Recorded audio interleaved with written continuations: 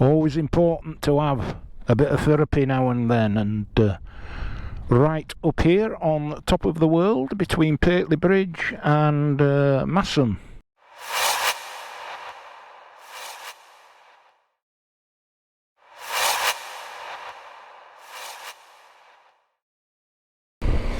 Hey up! Hey! Welcome back. What a glorious day. And you find me today upon my CF Moto 800 MT.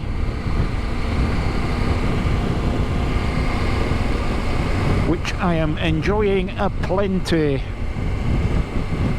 It's coming up to, we've got 436 miles now. Touch wood. Trouble-free miles. And very comfortable miles too. Goes in for its first service in a week's time. 2 Appleyards. Get yourself up to Appleyards in Keighley. They've got a lot of exciting new stock coming.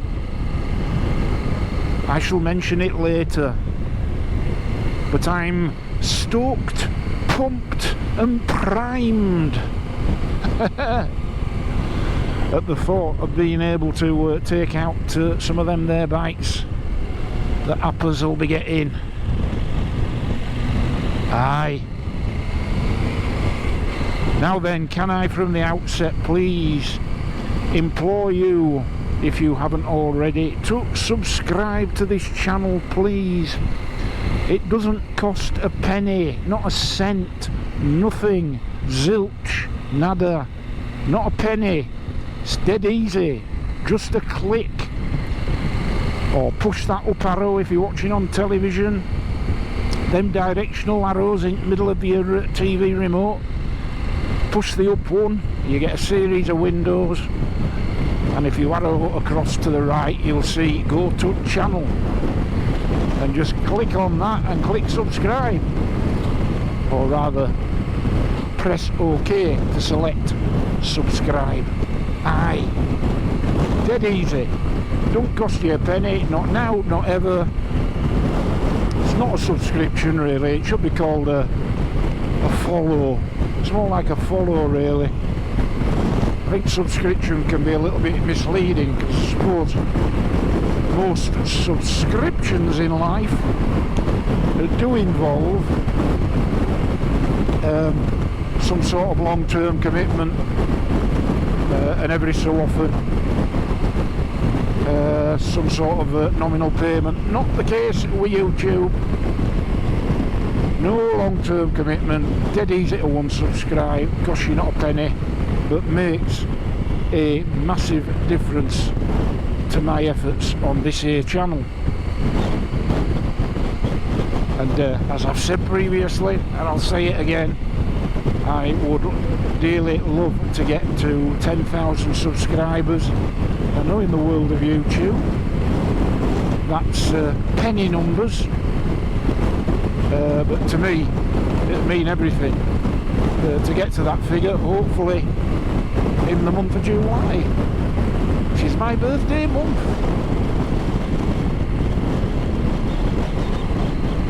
Go on, you know it makes sense. And if you are new to the channel, I basically do two things with my motorcycles. One is, I suppose this isn't really my motorcycles.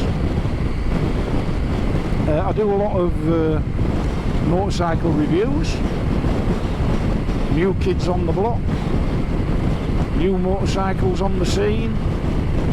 That's mainly out of Appleyards Motorcycles in Keighley. I obviously do long-term reviews, long-term ownership experiences of my own bikes. I have 3 bikes.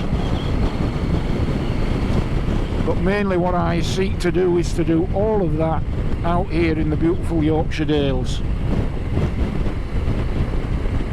And I know a lot of you good people out there who are regulars to the channel do appreciate the fact that any, if not all, of my endeavours, whatever they are,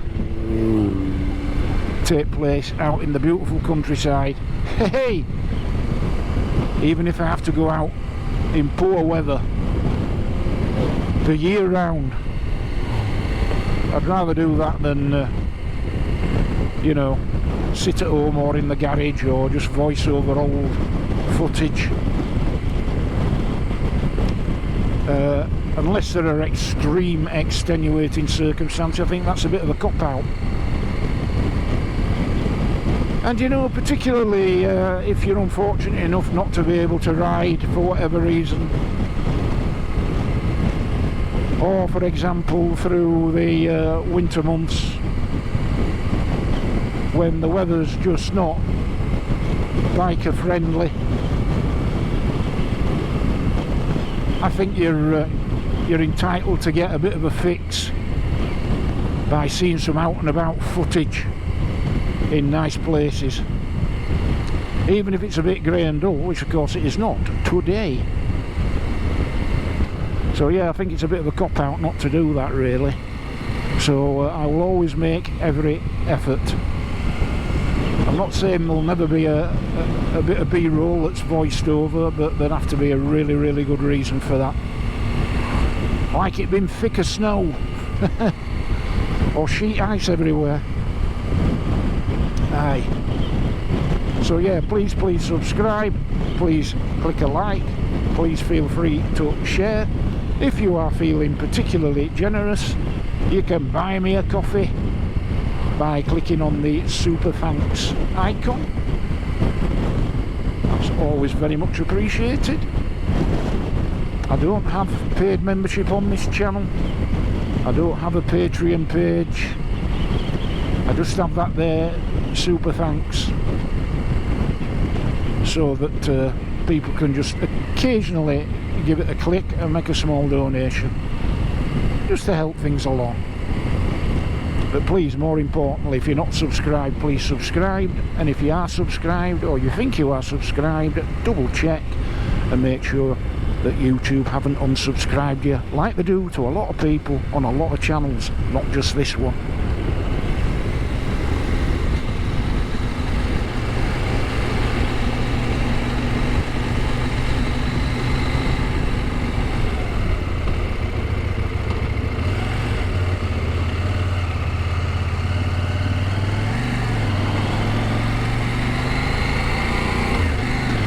So yeah, I'm loving this bike to bits, this CF Moto 800 MT.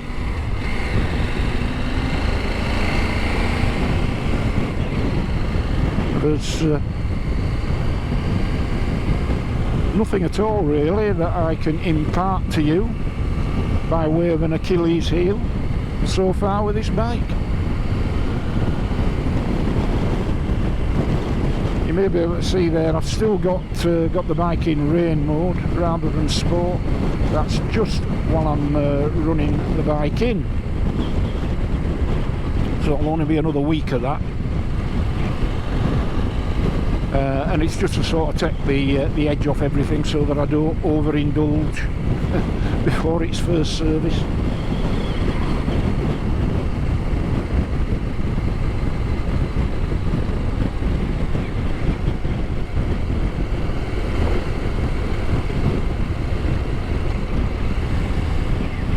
Yeah, so you ladies and gents out there, hey, they ain't gonna let you through, mate. Well, you ladies and gents out there, have you got anything planned trip-wise? Any adventures in the offing? Going abroad? Yesterday, this is Sunday, yesterday Saturday, I was out with my good friend Andy, and we had a good long ride up to Sedbergh and then across to Hawes and over Fleet Moss down into Kettlewell. And in Kettlewell I saw a familiar sight, a lovely red Honda ST1300 Pan-European. I used to have one of those. It just got way too heavy for me. I unfortunately have issues with osteoarthritic joints, particularly shoulders, and to a certain extent other joints as well. So 330 kilograms of pan-European just got a bit much. Anyway, so the one in the car park at Kettlewell, and then this gentleman comes back with his good lady, and we got talking, and he was telling me, well, I suppose the first thing I should say is 78 years old. Well done, sir. He was 78 years old, and he'd been absolutely everywhere on that pan-European. Got 80,000, yes, 80,000 miles on the clock, and still sounded sweet as you like. That's a Honda V4 for you. But he was telling me he's been up Hard Knot Pass, 2 up on a Honda pan-European. Hey, what an absolute hero. I wouldn't dream of doing that. I wouldn't want to do it on this. I'd probably give it a go on Little Norman, my classic 350, or maybe the Moto Guzzi V7. I'd think twice about doing it on this. And I know folk have done it on big bikes, but I just thought, bless you, 78-year-old, you and your missus, and you're out and about on this here 2010 pan-European, and you're not allowing the passing of years to get in the way of your passion in life. But yeah, and it wasn't that long ago they were telling me that he'd done it, so it'd still have been well into his 70s. So well into his 70s, one of the heaviest bikes out there going, 330 kilogram bike, fully loaded up with luggage, panniers, top box, his missus on back, and he's going up Hard Knot Pass, and he never put his foot down. Hey! There's folk gone up there solo on mopeds and fallen off. What a superstar.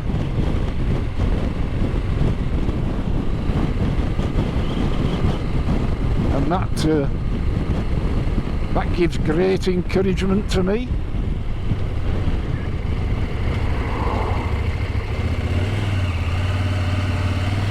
Yeah, I'd love to think that I could still be doing that. I think with my old joints, it's unlikely. Well, I'm 61, so in 17 years' time,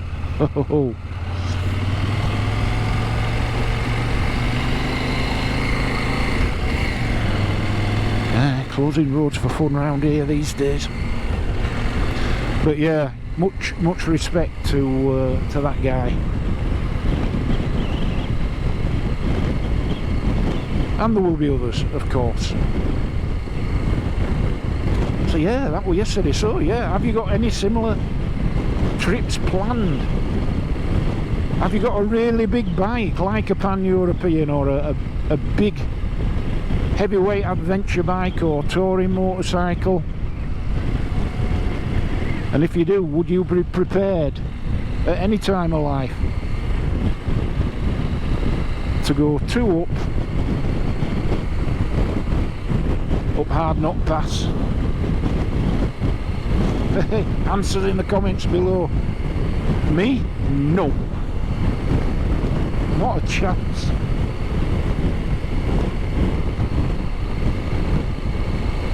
I have done it before. That was a long time ago, when I was a young'un.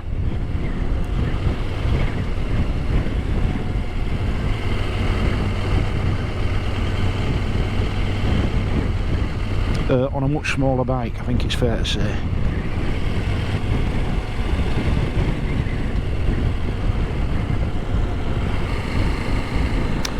So yeah, what's coming on the channel? Well, the next bike review, all being well, will be the Husqvarna Vitpilen 401. Now recently I reviewed the Husqvarna Svartpilen 401, the scrambly type version of that bike. They're a whole heap of fun with that bike.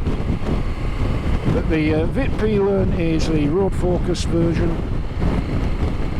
so I'll be taking that out for a spin before too long. Probably when this bike goes in for its first service, I'll take that one out.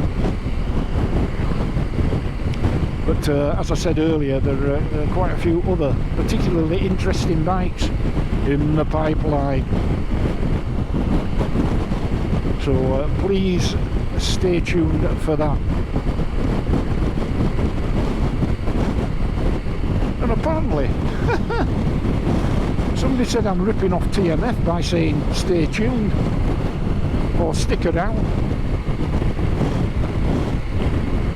I don't think for one moment he invented that expression. But yeah, all you do is ripping off TMF, saying stay tuned. But yeah, it's one of the most common phrases in all all of audio visual entertainment. Stay tuned, by God. It goes back decades, doesn't it, to old wireless times.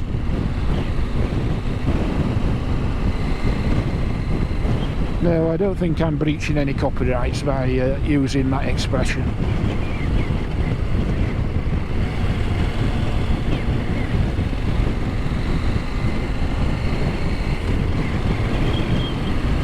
Aye. Yeah, so hopefully there'll be some interesting new bikes to review as the season progresses. Lots of more picturesque places to ride and share with you, and also my long-term experiences with this bike and my other two bikes. The Moto V7 Stone Special Edition and Little Norman. The Royal Enfield Classic 350, which I get a huge kick out of riding. There's something really special yet undefinable. Undefinable, unqualifiable, unquantifiable, unputtable into words about the experience of riding that bike. I don't know what it is, but it is.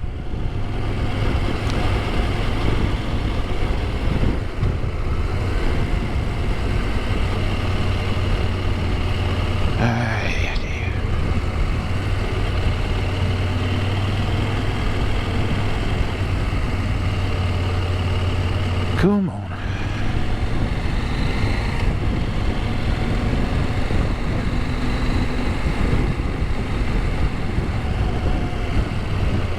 No, I've got nothing personal against cyclists.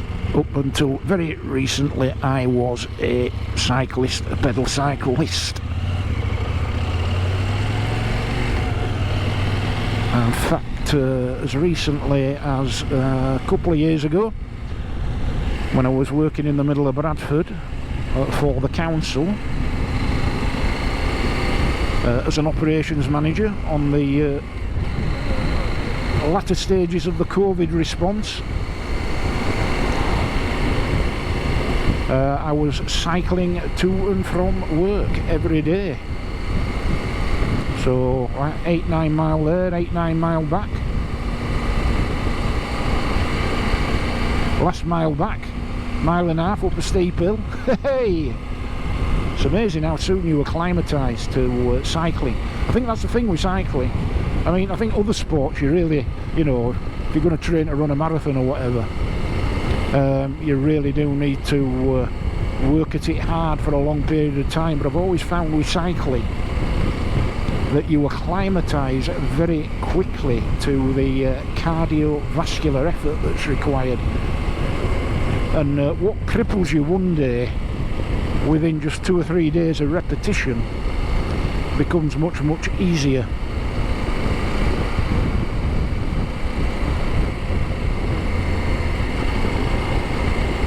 So yeah, far from having anything against cyclists personally, well, I've still got a push bike. If these old creaky bones improve, I'll probably get back on it as well. So yeah, absolutely nothing. I've got absolutely nothing against any road user. I just have a view that anything you do that impacts on other people, really, there's a degree of responsibility that comes with that. Regardless of everything else, there's a degree of responsibility that comes with it. And I shall leave it at that. Otherwise, I'll get a few people hot under the collar again.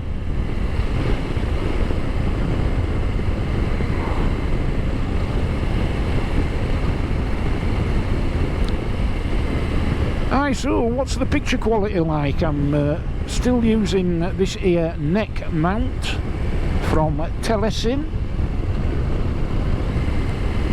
When I first took it out, I was a bit dubious about what the picture angle would look like, but I did a bit of test footage, and when I came back and viewed it, it looked absolutely spot on. A bit of minor tweaking required, but spot on. And it means that I don't have to start sticking GoPro mounts to this here Arai helmet. I don't mind doing it to the Shark helmet, or the Shark helmets that I've had in the past. 150 quid. These 600 sheets, my friend. 600 of your finest English pounds. Well, 599. So I'm not about to go sticking GoPro mounts all over this lid.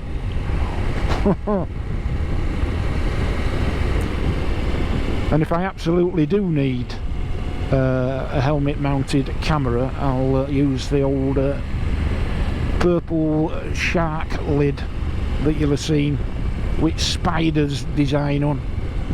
That was a little joke to myself, because I bloody hate spiders. Something happened to me when I was a kid with a humongous great trap jaw, and it stayed with me ever since. Oh Lord. Sonny spiders. Funny really, you know, if you get big crane flies, you know, daddy long legs in the house flying about, or butterflies, moths, all of that sketch, I've no problem picking them up. And of course bumblebees love to fly into the conservatory, so I'm off to be seen getting step ladders out or climbing over furniture with a glass and a bit of paper to humanely eject them, because bees are very, very special creatures indeed. Very special, and we should look after them, because, you know, without no bees there'd be no humans, there'd be no crops without bees. Aye. So yeah, but spiders, sorry. But anyway, that spidery helmet, just a bit of a joke to me, and if I ever need to go out with a helmet mounted camera, I'll just switch helmets, because I'm not stickifying 600 quid's worth of lid with anything. But it's a fantastically comfortable, perfectly fitting, superbly made helmet. And of course the thing with the Rise is handmade. They don't compromise. You'll never get one with a drop down visor inside, because their belief is that that slightly compromises the quality of the helmet, and who am I to disagree? So that's why I'm wearing these Ray-Bans today instead. But let me tell you, fantastically comfortable helmet, and they use a one-piece poly insert as well, whereas just about everybody else uses you know, a composite arrangement of inserts. So yeah, Full marks to our eye, top quality. Now, is there going to be anywhere here? Oh, there is. Help me God, sissy.